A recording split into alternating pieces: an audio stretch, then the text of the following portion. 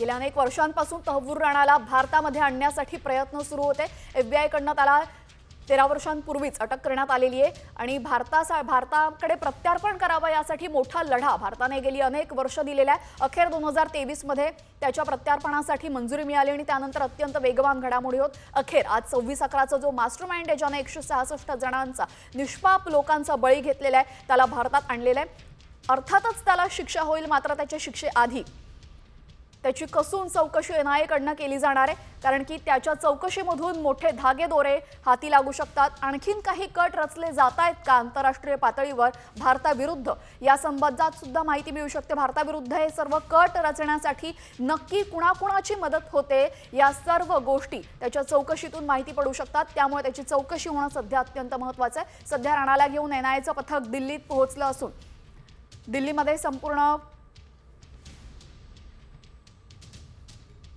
या संदर्भात विश्लेषण करण्यासाठी आपल्यासोबत आंतरराष्ट्रीय विषयांचे विश्लेषक शैलेंद्र देवळणकर जोडले गेलेले आहेत। शैलेंद्रजी, भारतीय कूटनीतीला मोठं यश आलेलं आहे, तहव्वूर राणाला भारतात तर आणलं गेलेलं आहे, मात्र या पुढच्या घडामोडी कशा पद्धतीने होतील आपलं काय विश्लेषण आहे?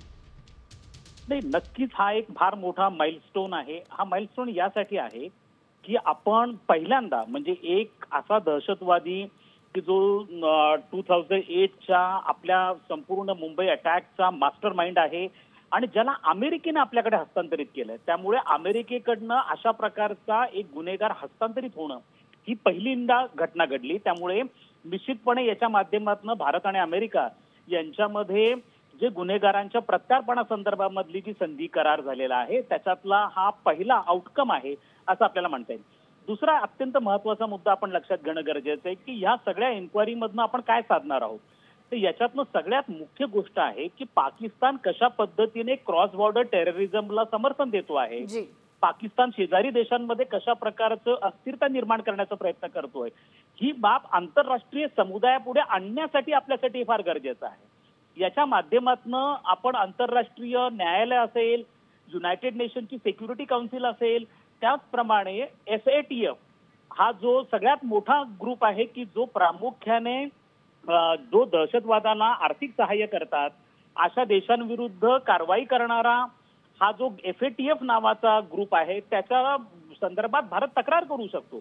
त्यामुळे भारताला पाकिस्तानचा भूमिका दहशतवादाला चालना देण्यासंदर्भात कशी आहे हे आंतरराष्ट्रीय पातळीवरनं जगापुढे आणण्याची फार मोठी संधी भारताला मिळणार आहे। जी नक्कीच, आंतरराष्ट्रीय पातळीवर कशा पद्धतीने पाकिस्तानने भारताविरुद्ध कट रचलेले आणि दहशतवादी एकूणच प्रक्रियेला कशा पद्धतीने पाकिस्तानचा पाठिंबा आहे या माध्यमातून पुढे येईल, मात्र ही संपूर्ण प्रक्रिया कशा पद्धतीने होईल, नवी दिल्लीमधून त्याला मुंबईत आणण्यात येईल, चौकशी कशा पद्धतीने होईल, कारण की कसाबच्या वेळेस सुद्धा वेगवेगळ्या घटना घडलेल्या होत्या। नाही, या संदर्भामध्ये अनेक ज्या एजन्सीज आहेत आपल्या आंतरराष्ट्रीय आहेत, IB पासनं या सगळ्या एजन्सीज याच्यामध्ये इन्व्हॉल्ड असतील। प्रत्येक एजन्सीकडनं यांचे इंटरोगेशन हे प्रामुख्याने केलं जाईल आणि त्या इंटरोगेशनच्या आधारावरती जो फायनल कन्क्लुजन आहे ते ड्रॉ केले जातील। त्यामुळे मला असं वाटतं की आता हा पूर्णपणे एक अंतर्गत भाग आहे एजन्सीच्या इंटरोगेशनचा, पण त्यानंतर एक बाब जी आपण जगापुढे स्पष्टपणे मांडू शकू ती बाब प्रामुख्याने पाकिस्तान कशा पद्धतीने दहशतवादाला मदत करतोय, कारण हाच पाकिस्तान एकीकडे दहशतवादाला मदत करतो आणि दुसरीकडनं America, Saudi Arabia, IMF, world bank कडनं मोठमोठ्या लोन्स पण मागतो। त्यामुळे जर आपण हे सिद्ध करण्यामध्ये यशस्वी ठरलो तर निश्चितपणे पाकिस्तानला आंतरराष्ट्रीय स्तरावरती आयसोलेट करणं, अलिप्त करणं हे आपल्यासाठी शक्य होणार। जी, त्यामुळे जर या सगळ्या गोष्टी जर भारताने सिद्ध केल्या तर पाकिस्तानला ही मोठी अडचण ठरू शकते। धन्यवाद शैलेंद्रजी आपण दिलेल्या सविस्तर विश्लेषणाबद्दल।